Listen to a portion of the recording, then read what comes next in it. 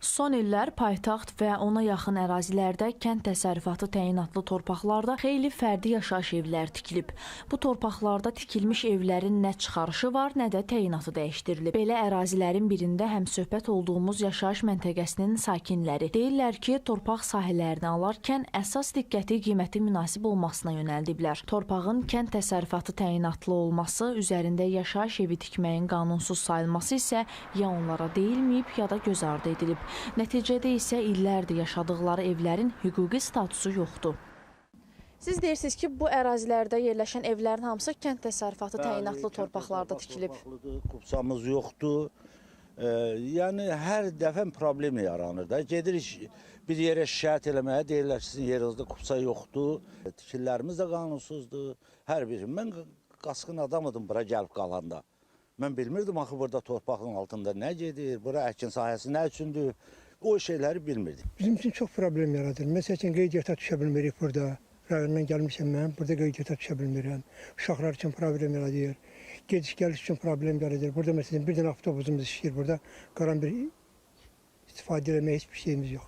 Mütəxəssislər də deyirlər ki, problemin belə bir miqyas almasının başlıca səbəblərindən biri vətəndaşların torpaq alarkən hüquqi məsələlərə kifayət qədər diqqət yetirməməsidir. Torpağın təyinatı, çıxarışın mövcudluğu, tikinti icazəsi kimi məqamlar çox vaxt ikinci plana keçib. Bu isə gələcəkdə ciddi risklər yaradıb.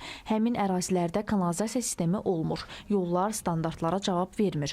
Məktəb, uşaq bağçası, tibb məntəqəsi kimi sosial obyektlər isə ümumiyyətlə mövcud olmur. Hazırda əsas müzakirə mövzularından biri illərdir mövcud olan artıq yaşayış məntəqəsinə çevrilmiş ərazilərin aqibətidir. Tam söküntü ciddi problem yaradacağı üçün bəzi hallarda legallaşdırma mexanizmlərinin tətbiqi müzakirə olunur. Hətta Məhəmmədidə bir ərazi var ki, həmin kənd təsərrüfatı təyinatlı torpaq sahəsində çox mənzilli bina belə inşa olunub. Amma təyinatı kənd təsərrüfatı olduğu üçün həmin əraziyə çıxarış ala bilmirlər. Mövcud qanunvericiliyə gəlincə, kənd təsərrüfatı təyinatlı torpaqlarda yaşayış evlərinin tikintisinə icazə verilmir. Bu cür qanunsuz məskunlaşma təkcə fərdi problemlər yaratmır. Kənd təsərrüfatı torpaqlarının azalması ölkənin ərzaq təhlükəsizliyinə birbaşa təsir edir. Digər tərəfdən plansız tikinti urbanistik xaosa, infrastruktur çatışmazlığına səbəb olur. Kənd təsərrüfatı təyinatlı torpaqlarda evlərin tikilməsi. Bu evlər mülkiyyət hüququ tanınmayacaq. Onlar qanunsuz tikili sayılır, mülki məcəllərin tələblərinə görə və buna görə onlara kompensasiya da verilməyəcək. Yalnız həmin ərazilər dövlət ehtiyacları üçün alarkən bu zaman dövlət onlara kompensasiya verə bilər. Bu dövlətin öhdəliyi deyil, sadəcə sosial vəziyyətlə bağlı olaraq verilə bilər.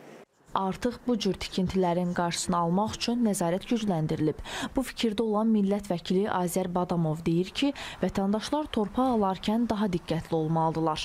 Bakı ətrafı qəsəbələrdə 400 mindən çox sənədsiz ev var. Bu evlərin də kənd təsərrüfatı torpaqlı, təyinatlı torpaqlarda tikildiyini nəzərə alaraq həmin evlərin sökülməsi də qeyri ciddi alınar.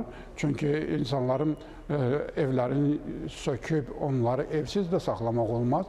Bu baxımdan hər hansı bir kompromis variant hal tapılmalıdır və həmin torpaqlarda tikilmiş evlərin sənədləşdirilməsi ilə bağlı da müəyyən addımlar atılmalıdır.